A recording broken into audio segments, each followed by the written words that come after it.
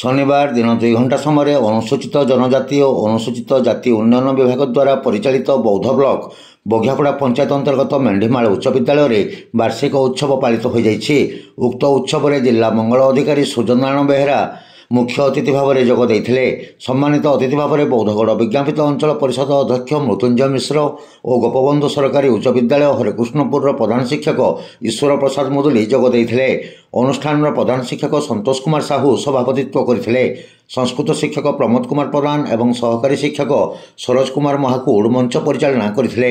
हिंदी शिक्षक नारायण सेठी धन्यवाद अर्पण करथिले। एही अवसर में चलित शिक्षा वर्षर विभिन्न विभाग में कृतित्व अर्जन करी विद्यालय तथा जिला को गौरवान्वित करिथवा छात्र छात्री माननकु अतिथि मानक द्वारा ट्रॉफी और मानपत्र प्रदान करी संबर्धित करा जायतिला।